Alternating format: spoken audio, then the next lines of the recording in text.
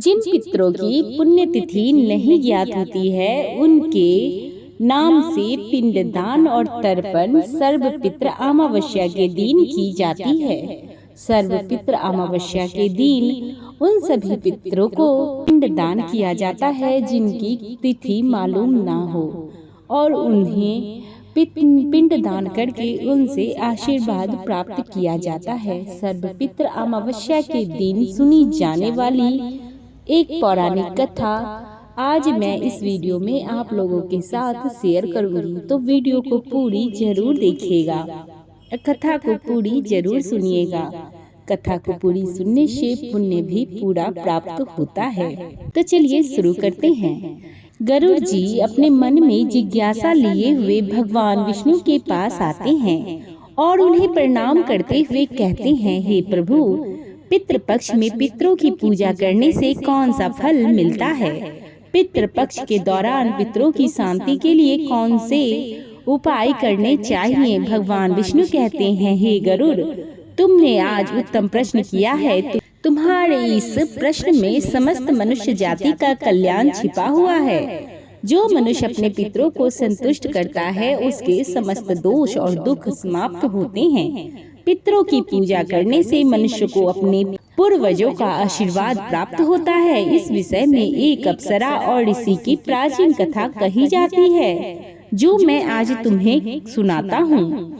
इस कथा को श्रवण करने से तुम्हें तुम्हारे सभी प्रश्नों के उत्तर मिल जाएंगे। इसीलिए हे गरुड़, तुम इस कथा को ध्यान से सुनो। इस कथा को जो भी सुनता है उसके समस्त प्रकार के पितृ दोष का नाश होता है। जो भी इस कथा को सुनता है और सुनाता है उसके ऊपर पितरों की कृपा सदैव बनी रहती है। गरुड़ जी कहते हैं, हे प्रभु, आपके मुख से इस कथा को सुनने के लिए मैं उत्सुक हूँ। कृपया आप मुझे वह कथा सुनाइए, मैं इस कथा का प्रचार अवश्य करूँगा। फिर भगवान विष्णु गरुड़ जी को पितृपक्ष की कथा सुनाने लगते हैं। इसीलिए तो आप भी इस कथा को ध्यान पूर्वक पूरी जरूर सुने। इस कथा के श्रवण मात्र से मनुष्य के सभी पाप और दोष नष्ट हो जाते हैं। उसे पितृ दोष से भी मुक्ति मिलती है, सभी कर्ज उतर जाते हैं, धन धान्य संपत्ति की प्राप्ति होती है तथा सुंदर गुणवान पत्नी की प्राप्ति निश्चित होती है। संतानहीन को संतान प्रदान करने वाली यह कथा अत्यंत महान है। पितृपक्ष के दौरान इस कथा का श्रवण प्रत्येक मनुष्य को करना चाहिए। करने से पितृदेव प्रसन्न होते हैं और वरदान देते हैं।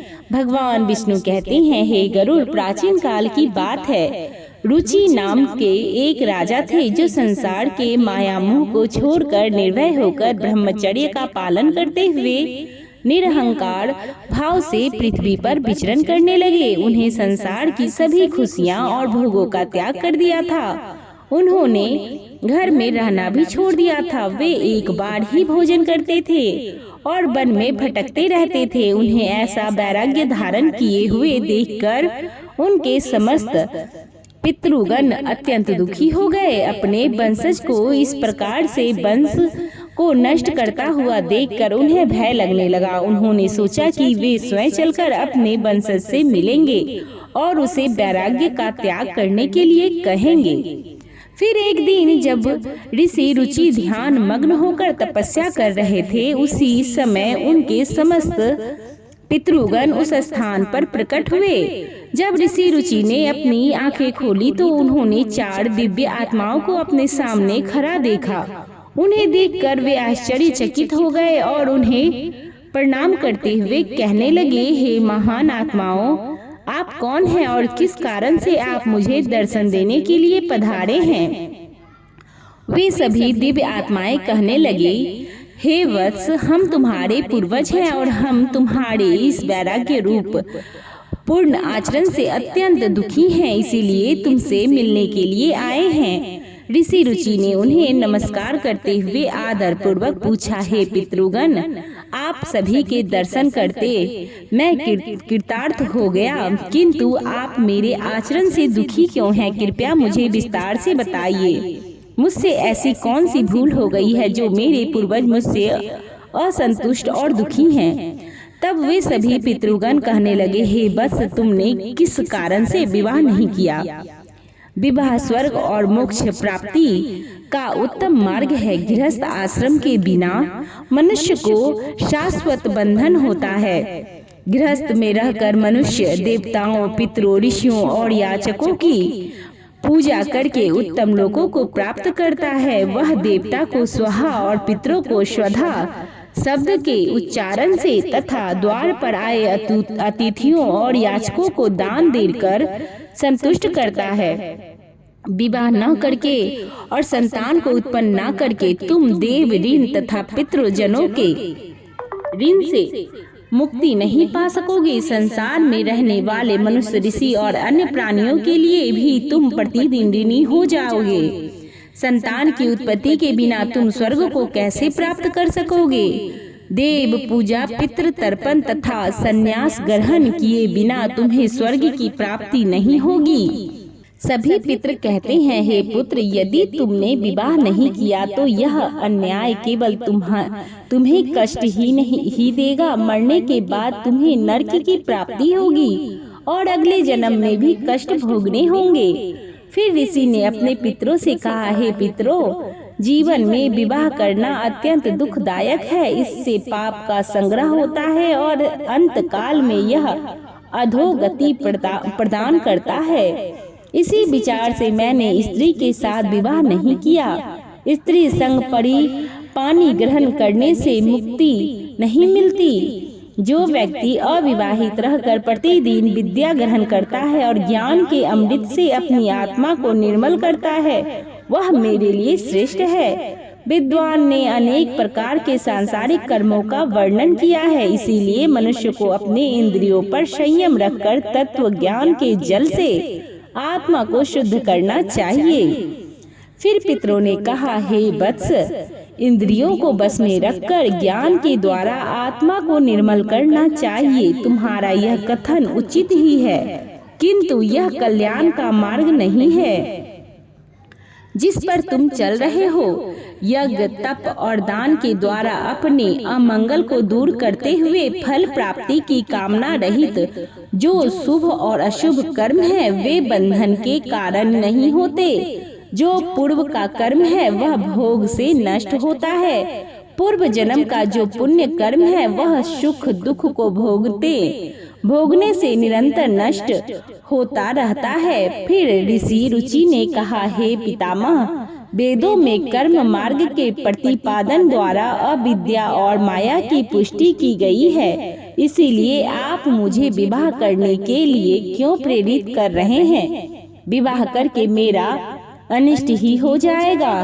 पितरों ने कहा, हे वत्स, कर्म द्वारा जो कुछ भी किया जाता है वह अविद्या है, यह सत्य है, किंतु विद्या प्राप्त करना भी एक प्रकार का कर्म है। शास्त्रों में जो विहित कर्म है, सज्जन पुरुष उसका उल्लंघन नहीं करते, उन्हें उसी से मोक्ष की प्राप्ति होती है। शास्त्रों में पुरुष को विवाह करने की आज्ञा दी गई है। विवाह न करने पर पुरुष को मुक्ति नहीं मिलती। संतान के बिना उसे मोक्ष नहीं मिलती। संतान के द्वारा किए गए श्राद्ध कर्म से ही उसे मोक्ष मिलता है। इसीलिए हे पुत्र, तुम विधि पूर्वक विवाह करो। विवाह न करने से तुम्हारे सभी कर्म भी नष्ट हो जाएंगे और तुम विफलताओं को भी प्राप्त करोगे। यदि हमारा वंश नष्ट हो जाएगा तो हमारी आत्माएं अतृप्त ही रहेगी। विवाह करके संतान उत्पन्न करके ही तुम अपने पितरों को संतुष्ट कर सकते हो। भगवान विष्णु कहते हैं, हे गरुड़, इस प्रकार से अपने पितरों के वचन को सुनकर ऋषि रुचि को बड़ी ग्लानि हुई। उन्होंने विवाह करने का निश्चय किया। फिर ऋषि रुचि ने अपने पितरों से कहा, हे पितृगण, अब तो मैं बूढ़ा हो गया हूँ और मुझे अपनी कन्या प्रदान कौन करेगा? वैसे भी मुझे जैसे वृद्ध व्यक्ति के लिए विवाह करना अत्यंत कष्ट साध्य है। फिर पितर ने कहा, हे वत्स, यदि तुम हमारे वचनों का पालन नहीं करोगे तो निश्चय ही हम सभी पितरों का पतन हो जाएगा और तुम्हारी अधोगति हो जाएगी। इतना कहकर सभी पितृगण अदृश्य हो गए। भगवान विष्णु कहते हैं, हे गरुड़, पितरों के द्वारा ऐसे वाक्य सुनकर ऋषि रुचि मन ही मन अत्यधिक व्याकुल हो उठे। अपने पितरों की मुक्ति के लिए विवाह करने का विचार करते हुए वे कन्या की खोज में पृथ्वी लोक पर विचरण करने लगे, किंतु उन्हें कहीं भी कन्या की प्राप्ति नहीं हो सकी। अपने पितरों के वचनों को बार बार मन में सोचते हुए वे चिंताग्रस्त होकर सोचने लगे, मैं क्या करूं, कहां जाऊं, मेरे पितृगणों को मुक्ति दिलाने के लिए कौन सी स्त्री मुझसे विवाह करेगी। इस प्रकार देर तक विचार करने के बाद ऋषि रुचि ने ब्रह्मदेव की तपस्या करना शुरू कर दी। ऋषि रुचि ने 100 वर्षों तक एक वन में घोर तपस्या की। तपस्या पश्चात जगत पिता ब्रह्मा ने उन्हें दर्शन दिया और कहा, हे रुचि, मैं तुम्हारी तपस्या से प्रसन्न हूँ। तुम्हारी जो भी अभिलाषा हो उसे प्रकट करो, मैं अवश्य पूर्ण करूँगा। अब ऋषि रुचि ने ब्रह्मदेव को प्रणाम किया और कहा, हे परमपिता, मेरे पितरों ने मुझे संतान उत्पन्न करने के लिए कहा है, किंतु इस समय मुझे विवाह के लिए कोई कन्या दिखाई नहीं पड़ रही है। इसीलिए कृपया आप मुझे कन्या प्रदान करें, जिससे विवाह करके मैं संतान प्राप्त कर सकूं। इस पर ब्रह्मदेव ने कहा, हे विप्र, तुम संसार के प्रजापति हो जाओगे, तुम्हारे द्वारा प्रजा की सृष्टि होगी। तुम्हारे पितरों ने कहा है कि तुम्हें स्त्री से विवाह करना चाहिए। इस अभिलाषा को मन में रखते हुए तुम्हें पितरों की पूजा करनी चाहिए। वे प्रसन्न होकर तुम्हारी इस कामना को पूर्ण करेंगे और तुम्हें उत्तम स्त्री की प्राप्ति होगी। इस प्रकार कहकर ब्रह्मदेव अंतर्ध्यान हो गए। ब्रह्मदेव जी के वचन को सुनकर ऋषि रुचि ने पुनः अपने पितरों को प्रसन्न करने का निश्चय कर फिर ऋषि रुचि ने नदी के तट पर पहुँचे और एकांत में उन्होंने अपने पितरों का तर्पण करते हुए संतृप्त किया। तत्पश्चात एकाग्रचित्त होकर वे भक्ति पूर्वक अपने पितरों की स्तुति करने लगे। भगवान विष्णु कहते हैं, हे गरुड़, ऋषि रुचि ने अपने पितरों के लिए जो स्तुति की उसे प्रत्येक मनुष्य को ध्यान से सुनना चाहिए। यह स्तुति सब दुख और दोषों को नष्ट करने वाली है। जो केवल एक बार इस स्तुति को सुनता है उसके अनेक पाप नष्ट होते हैं और उसे पितरों का आशीर्वाद प्राप्त होता है। इसीलिए तुम इस स्तुति को ध्यान से सुनो, तभी यह कथा सुनने का फल तुम्हें प्राप्त होगा। महात्मा रुचि इस प्रकार स्तुति करते हैं। अधिक देवता के रूप में विद्यमान रहते हैं और जो श्राद्ध के अवसर पर देवताओं से श्रद्धा द्वारा तृप्त किए जाते हैं, उन सभी पितृगणों को मैं नमस्कार करता हूँ। स्वर्ग में अवस्थित महर्षिगण मुक्ति भुक्ति की कामना से मासिक श्राद्ध द्वारा जिन्हें भक्ति पूर्वक तृप्त करते हैं, उन सभी पितरों को मैं प्रणाम करता हूँ।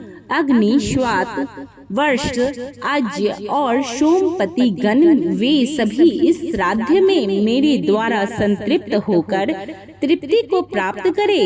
अग्नि श्वात पितृ मेरी पूर्व दिशा की रक्षा करे। वर्षत नामक पितृगण सर्वदा मेरी दक्षिण दिशा की रक्षा करे। अज्ञ पितृ जन पश्चिम दिशा की तथा सौम्य पितृगण उत्तर दिशा की रक्षा करे।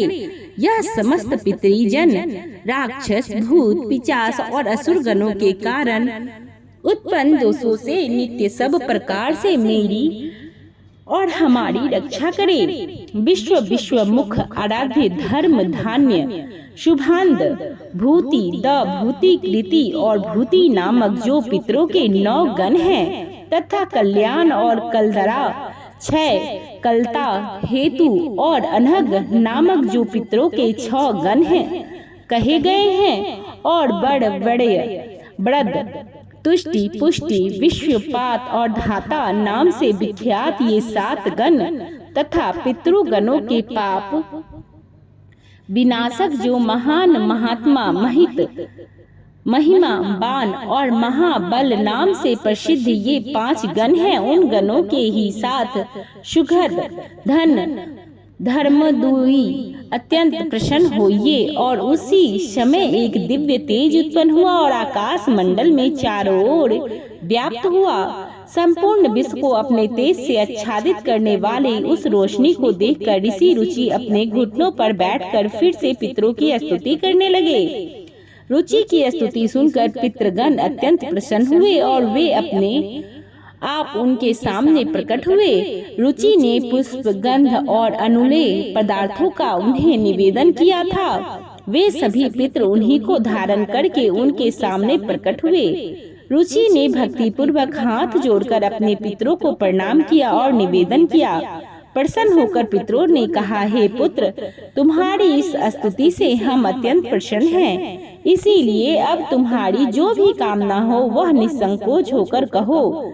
फिर नतमस्तक होकर रुचि ने पितरों से कहा, हे पितृदेव, ब्रह्मदेव ने सृष्टि की रक्षा करने के लिए मुझे प्रजापति बनाया है, इसीलिए मैं आप संतान उत्पन्न करने में समर्थ, गुणवान, चरित्रवान पत्नी की कामना करता हूँ। फिर पितरों ने कहा, हे वत्स, इसी स्थान पर अभी इसी क्षण तुम्हें उत्तम मनोरमा पत्नी की प्राप्ति होगी और उसी से तुम्हें पुत्र होगा। हे रुचि, वह पुत्र बुद्धिमान और बलशाली होकर रोच नाम से तीनों लोकों में ख्याति प्राप्त करेगा। उसके भी अतिशय बलवान, महापराक्रमी, महात्मा और पृथ्वी का पालन करने वाले बहुत से पुत्र होंगे। कहकर समस्त पितृगण ऋषि रुचि को आशीर्वाद देकर उस स्थान से अंतर्ध्यान हो गए।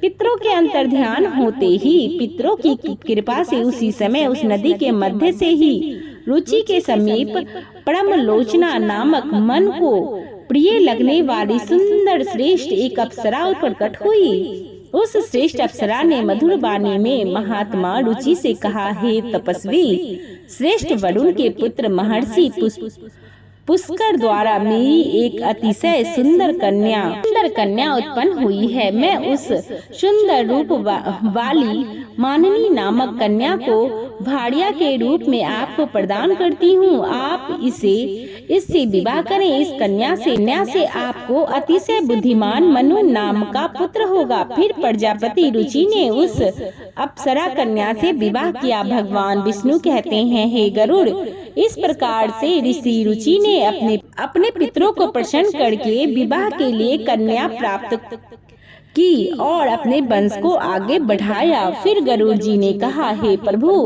मुझे पितरों को प्रसन्न करने का तरीका विस्तार से बताइए।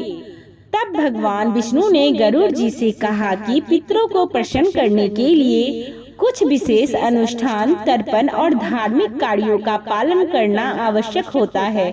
आइए जानते हैं उन महत्वपूर्ण उपायों के बारे में। पितरों को प्रसन्न करने का सबसे पहला और मुख्य उपाय तर्पण है। तर्पण का अर्थ है जल अर्पण करना। पितृपक्ष के दौरान पवित्र जल को हाथ में लेकर पितरों का आवाहन करते हुए उन्हें जल अर्पण करना चाहिए। तर्पण में काले तिल, जल, दूध और कुश का उपयोग किया जाता है। यह क्रिया पवित्र मन और श्रद्धा से करना चाहिए, जिससे पितृगण तृप्त होकर प्रसन्न होते हैं। तर्पण करते समय पितृगण को प्रसन्न करने वाले मंत्रों का उच्चारण करना चाहिए, जिससे पितृ संतुष्ट होते हैं और आशीर्वाद प्रदान करते हैं। भगवान विष्णु कहते हैं, श्राद्ध कर्म पितरों की तृप्ति के लिए एक महत्वपूर्ण अनुष्ठान है। इसमें पितरों के निर्मित भोजन, फल और वस्त्र अर्पण किए जाते हैं। श्राद्ध कर्म करने वाले व्यक्ति को ब्राह्मणों को भोजन कराना चाहिए और उन्हें वस्त्र एवं दक्षिणा देकर आशीर्वाद लेना चाहिए। श्राद्ध के दिन विशेष रूप से सात्विक भोजन बनाना चाहिए, जिसमें खीर, पूरी, सब्जी, अन्य पौष्टिक एवं ताजे खाद्य पदार्थ शामिल हों। इस भोजन को पवित्रता के साथ पितरों के निर्मित अर्पण किया जाता है। तीसरा उपाय भगवान विष्णु ने बताया कि गाय, ब्राह्मण और अन्य जीवों को भोजन कराना पितरों को प्रसन्न करने के लिए अत्यंत शुभ माना जाता है। इन्हें भोजन अर्पण करने से पितृ तृप्त होते हैं और प्रसन्न होकर आशीर्वाद देते हैं। विशेष रूप से श्राद्ध के दिन गाय को हरी घास और रोटी खिलाना और कौवों को चावल और खीर खिलाना शुभ माना जाता है। इन कार्यों को करने से पितरों की कृपा प्राप्त होती है और पितृदोष से मुक्ति मिलती है। भगवान विष्णु कहते हैं, पीपल और तुलसी के वृक्ष की पूजा करना पितरों को प्रसन्न करने का महत्वपूर्ण उपाय है। पीपल का वृक्ष पितृगणों का निवास स्थान माना जाता है और तुलसी का पौधा देवी लक्ष्मी का प्रतीक होता है। श्राद्ध के दिन पीपल और तुलसी की पूजा करके पितरों को तृप्त किया जाता है। पीपल के वृक्ष के नीचे दीपक जलाने से पितृगण प्रसन्न होते हैं और परिवार को सुख समृद्धि का आशीर्वाद प्राप्त होता है। भगवान विष्णु ने गरुड़ जी को बताया कि जो व्यक्ति पितृदोष से पीड़ित होते हैं उसे गया जी या अन्य पवित्र तीर्थ स्थानों पर जाकर पिंडदान करना चाहिए। गया में पिंडदान करने से पितृ संतुष्ट होकर मोक्ष प्राप्त करते हैं और वंशजों को आशीर्वाद देते हैं। पिंडदान के समय काले तिल, कुश और चावल का उपयोग करके पितरों को अर्पण करना चाहिए।